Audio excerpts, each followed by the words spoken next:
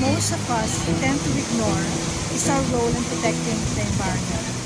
For our Maiden Broadcast, allow us to take you into the life of someone who has spent most of her life protecting and caring for Mother Nature. Right here on the shores of Boracay.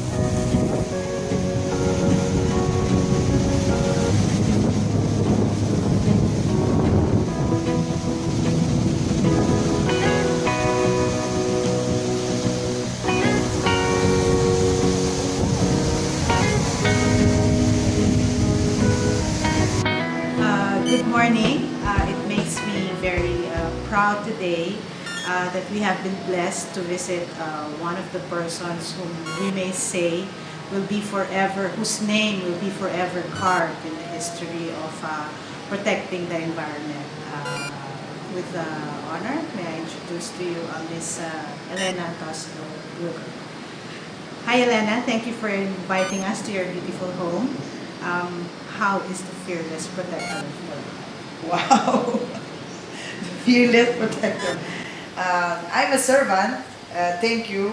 I'm actually honored and I'm, happy and accept your visit. Is dito sa Boracay. Fearless, yes. Yes, I am. fearless.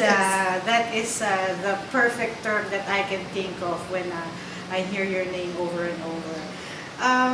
Storm signal number 2 just hit the island around 2 a.m. and landfall, Yeah. I am sure that some are somehow worried because recently naapektuhan tayo ng Yolanda. Yeah. Yes. So, we saw naman yung track ng typhoon. It was 2 a.m.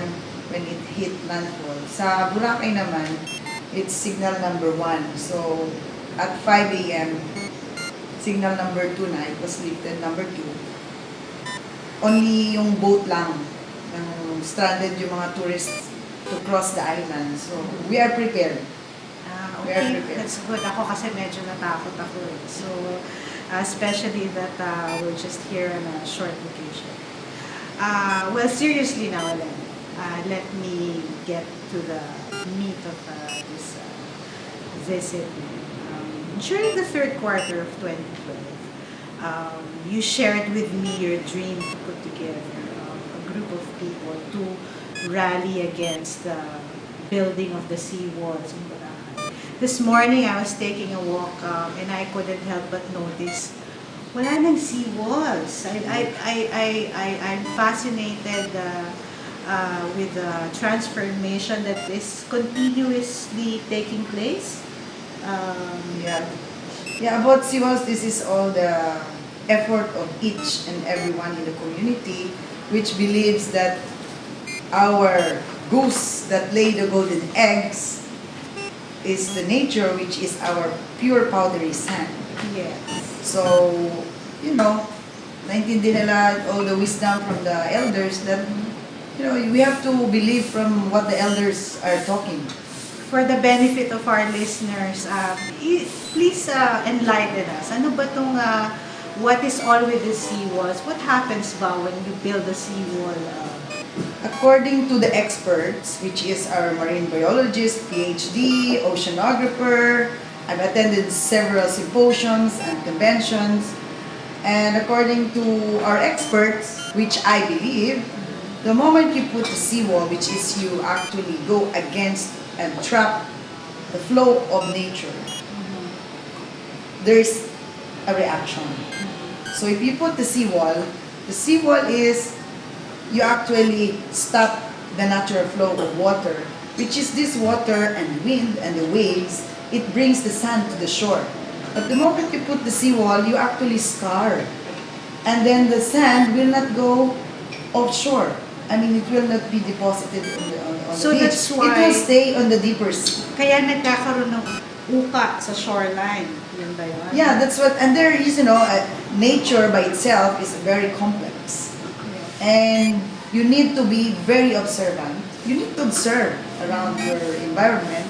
And there is, according to the set of the island, the natural geography and setting of the island, It depends to the current, it depends if typhoon is coming, it depends, if there is waves, and there is different forces from wind to high tide, low tide, typhoon. So all these natural forces contributes. But if you don't actually resist the natural flow, everything naman, it will just fall into place. Gaano katagal na nagkaroon ng mga seawalls dyan sa shoreline ng Boracay? As far as I remember, yung seawall siguro mga nasa 12 years. So how much sand have you lost? Oh, we cannot say how much or tons or square meters that we lost, because this is also climate change, no? The sea level is rising up according to all the experts, which is, you can see naman our tree line, the coconut trees, you can see the roots are exposed. You don't need an expert to see like, yeah, oo nga, talagang nawawala talaga yung sand and the sea level is rising. We don't know what happened the last 100 years ago. We don't have any data. And, it could be the natural change of nature, but wag na lang natin i-resist. Just let it be.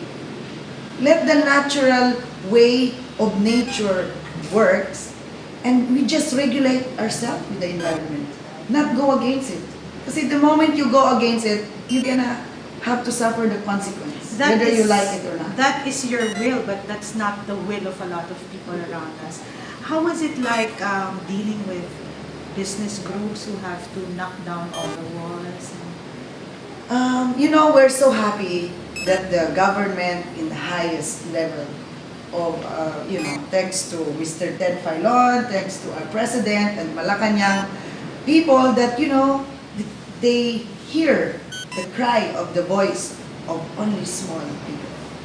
And this little voice, somehow it roars in their ears. And hear the voice of people like, hey, come on. It's been years we're knocking on your door. When are you going to hear us? But I'm sure there act on was it? there was resistance, I'm sure. Of course, there's a resistance. When it comes to hit the pocket and the money, Yes. 101% sure you will have an enemy. Until one day they have to realize that they just have to. Just need to give in, because Give what? in, yeah. Money, what you gonna do with money? The time of 20 years when you lost the sand, even you have $1 billion, you cannot buy the sand. And our corals are dead. It's like a cemetery down there. Yes. But gaano katagal ito, Elena? Gaano katagal yung knocking on the door and that little voice crying out there, and then, It's group of people that came to Boracay because not to make money. Because you are here, because you live the life. It's what you call this, I'm making it too emotional now. It's the passion to live your life, to come here. It's a lifestyle, and money will come later. Taon ng biningan, di ba? Yeah, but you don't give up.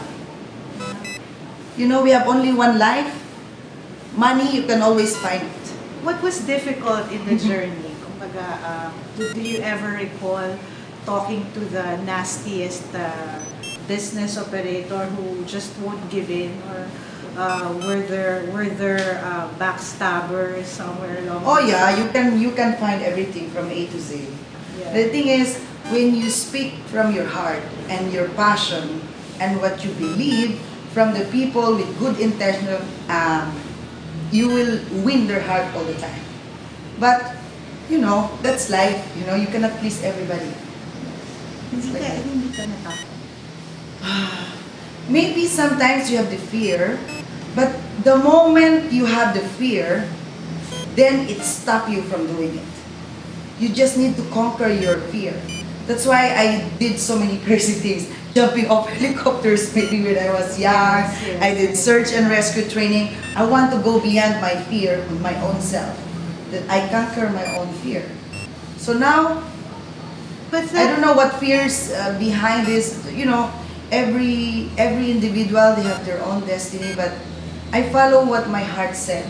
But that's a very notable accomplishment, because that was in 2012 when we spoke, and it's just I think over a year to today, and we've seen the seawalls knocked down already. So talagang action talaga agad ang kailangan. Yeah, because we have the government, it's all the effort of everyone in the community, the NGO, very key And a voice like crucial. yours. And a voice like yours. And a crucial thing is the leadership.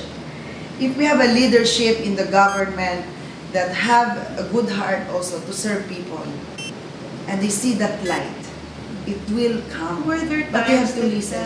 you almost gave up? Yeah, sometimes I even cry. Really? Yeah, sometimes I even tell myself, like, if it goes to that direction, that this fight, it will have my life, I will offer. They have one bullet into my head, but there's many people. Why am I not surprised? I know you too well, Elena. What else keeps Elena busy in the island? Oh, that's very good question. Now, recently, I just came back from Philippine Red Cross Convention. We have a biennial convention, so Red Cross Youth. So as a chairman of Red Cross Youth Committee, so we're dito kami nagpo-focus sa mga bata. So meron kaming program sa ATI, for kids, nutrition and education. Meron kami yung swimming lessons for kids, yung Red Cross Youth Council namin, yung youth leadership. So yun yung ginagawa ko ngayon with the team of Red Cross. Lahat naman kami gumagawa ng little things. Pero at saka yung sa chamber, Okay. yung second project, with the JICA and the Philippine Chamber of Commerce Boracay, together with the local government unit and the University of the Philippines under the project ni Dr. Miguel Fortes. Okay. How about dito sa island? Other than seawalls and the mangroves, sa tingin mo ba marami pa tayong kailangang hilahing sundalo on several other advocacies na kailangan nating i-share sa mga tao? Yes, of course, the more soldier with a good intention and with the passion of heart of serving the people, we need more of that. Out of That, the sigurado. Out of the so many things that we know you are doing, paano mo gusto kang maalala, Elena? Elena Brugger, how do you want people to remember you? What is perhaps a specific advocacy or specific program that you want people to remember you by? Oh, I just want them to remember that Elena Tosco Brugger is a servant to the community. That's great. Sana dumami pa ang katulad mo, Elena. And we hope to have more Earth Angels like you, not just in Boracay, but all across the land. And thank you and good luck in your journey. Thank you for having this opportunity. What a surprise. Sige, salamat. Thank you.